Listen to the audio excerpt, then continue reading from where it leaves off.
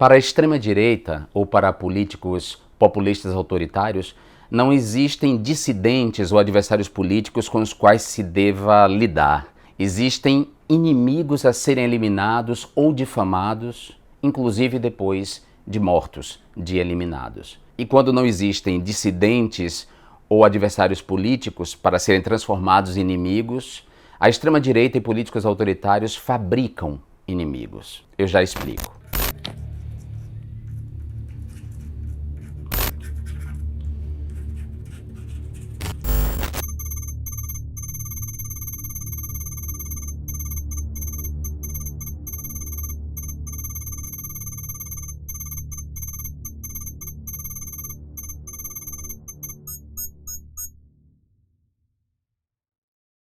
Olá, todas, todos e todos vocês. Eu sou João Willis, o seu informante.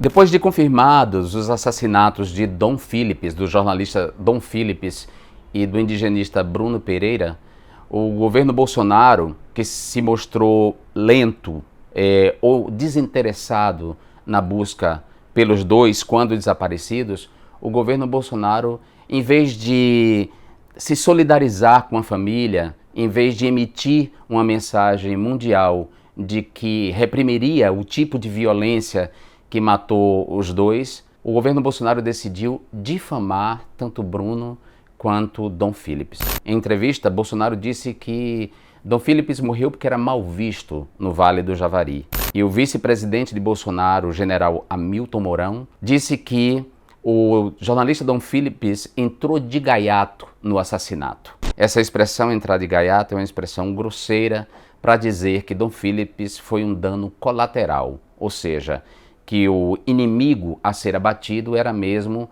Bruno Pereira, indigenista, crítico da política ambiental do governo Bolsonaro. Bruno Pereira foi exonerado pelo então ministro da Justiça de Bolsonaro, Sérgio Moro, depois de conduzir uma operação que desmontou vários postos de garimpo ilegal no Vale do Javari, terra indígena. Quando vivo, o guru da extrema-direita, Olavo de Carvalho, ensinava aos seus alunos, nos seus cursos pela internet, muitos desses alunos, hoje no governo Bolsonaro ou foram eleitos em 2018 para o Congresso Nacional, Olavo Carvalho costumava dizer que não se deveria tratar adversários como tais, mas tratá-los como inimigos e mentir sobre eles, caluniá-los.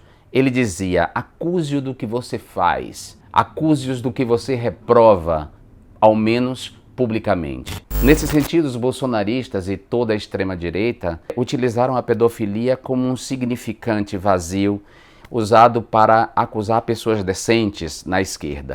Contudo, há pouco tempo, a juíza Joana Zimmer, de Santa Catarina, separou uma criança de 10 anos da família e colocou-a num abrigo, porque essa criança está grávida de um estupro por parte de um pedófilo e a juíza decidiu que essa criança terá o filho fruto dessa violência extrema. A juíza tratou o pedófilo como pai e trata a criança estuprada como mãe. Óbvio, toda a rede bolsonarista e a extrema-direita se revezou para defender a juíza e não para tratar a criança como criança, nem o estuprador como pedófilo, mas tratá-lo como pai. E as principais deputadas que utilizam publicamente essa bandeira, como a deputada Bia Kicis e mesmo a ministra dos Direitos Humanos, Damares Alves, se calaram. E o silêncio delas diz muito sobre essa tática de Olavo de Carvalho de acusar os adversários daquilo que se faz, daquilo que se desaprova, ao menos publicamente. E por fim, quando não há inimigos, se fabrica inimigos. A vitória de Gustavo Petro e de Francia Marx na Colômbia levou a extrema-direita a novamente criar o fantasma, ressuscitar, evocar o fantasma do comunismo. Ou seja, a América Latina estaria tomada pelo comunismo, principalmente depois da vitória de Boric no Chile e agora a vitória de Petro e Francia na Colômbia. Multiplicam-se os memes, multiplicam-se as notícias falsas de que a URSAL, a grande pátria URSAL, formada pelos países da América Latina, a União Socialista da América Latina, estaria em marcha. Oxalá essas mentiras fossem verdade, mas não passa de mistificação e da tática da extrema-direita de fabricar inimigos a partir da desinformação. Eu sou João Willis, o seu informante.